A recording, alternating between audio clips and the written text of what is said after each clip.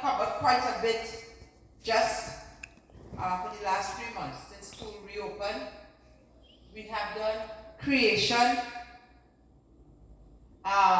Main characters will be Adam and Eve, of course. Of course, we have the story of Cain and Abel. Couldn't be Abel. Abel was a murderer, so he wasn't the seed. Cain was dead. The devil probably thought he won right there. Then came Seth. In the time of Seth, people began to cry out to God again. There's mention of Enoch who walked with God and was no more. And then we have the whole account of Noah and his life and talking with God and building the ark and the flood that came and destroyed the world. God repented that he made man because he saw man couldn't help himself but sin. It wasn't that God said, I made a mistake. It's just to see the state of man and how helpless he is, and he was inventing ways to do evil and we're becoming more and more evil and grief his heart. And so we talk about the flood itself. He had 3 sons, and from whose line did the seed came? Shem. Shem's line. And later we had Abraham, Isaac, and Jacob, known as the patriarchs. And like you mentioned of Joseph, he was quite instrumental. But if you're going to trace the seed was not in him. I believe the devil thought it was definitely in him and tried to put him out too. Alright? From a boy, he aimed at taking his life. Because of the famine, now Abraham, listening to God, left where he lived in Paddan Aram and went to Canaan and was just technical local term squatted. He did not own the land, but he was a sojourner and a traveler there. He would ask permission to stay. And after 25 years, he got his promise, Isaac. And from Isaac came Jacob. And from Jacob, whose name became Israel, came the 12 tribes of Israel.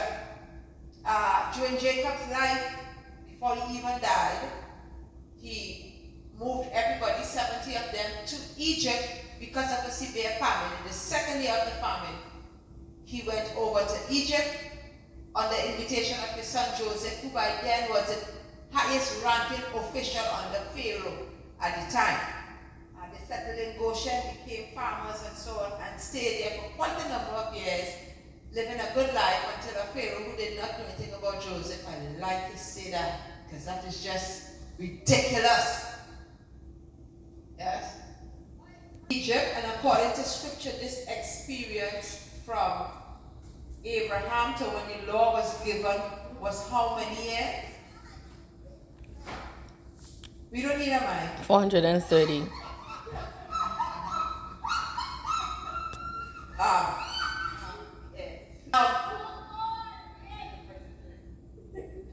So that experience, according to Galatians, would have been from the time of Abraham to the time that the promise was given, which would be under Moses, was 430 years. And when they left Egypt, would have been under the leadership of Moses and Aaron. Moses being the leader, Aaron being the high priest, Levites leading them out of Egypt, and we know that experience about crossing the Red Sea and so on. We took some time and we looked at the 40 years that they spent in the wilderness and some of the miracles and the rebellion that took place there. We also realized that the neighboring nations would have been quite scared and wondering what's going on with these people. Moses often told God, for your name's sake and because of your name and your reputation, don't do certain things because the people will listen or the people will see and laugh at us.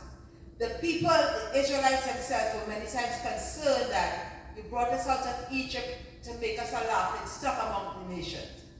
So the nations would have been looking at these people who left Egypt. News of that would have traveled. Egypt, that many of these nations already would have some kind of servitude to Egypt. They would have been paying taxes because of the famine. They would have owed them land because of the famine, because they sold everything to survive.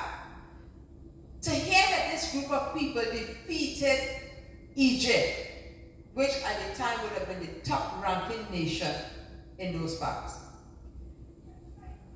and left not with warfare, or usual warfare, but with such a warfare that the entire army was hard hit.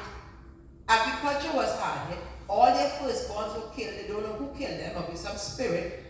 We don't know how every new firstborn animal, firstborn child was dead.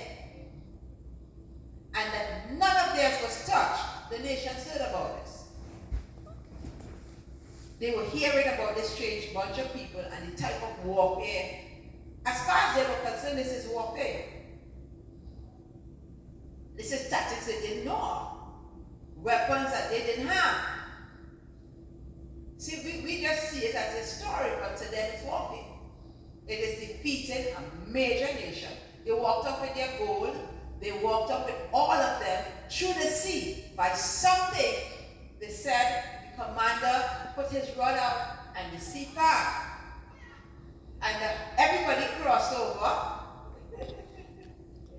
Yes. Alright? We're magic, and they believed in magic. They believed in sorcerers. They had soothsayers. They had diviners. They had people who could call up spirits. So either their God was working really good, or it is some high-tech weapons that these people were working with. But they got over to the other side, and as far as our reports of the BBC News, they're just there walking around. Alright? They're there walking around for quite a while, not making any kind of progress. They seem to be still multiplying. They have this cloud and fire. They set up some kind of tent, some kind of holy mountain, holy tent, and they're just moving around. The Amorites from the mountain attacked them. They defeated them. Strange bunch. Now, to just die would not be a good report for their God or for the nation. Right? God said, I'm going to wipe them out and start over with you, Moses. But who did I start over with? Zipporah? Where Zipporah was? Well, how you going to start over with Moses? It's so interesting. Anybody know anything about Gershom and the next one?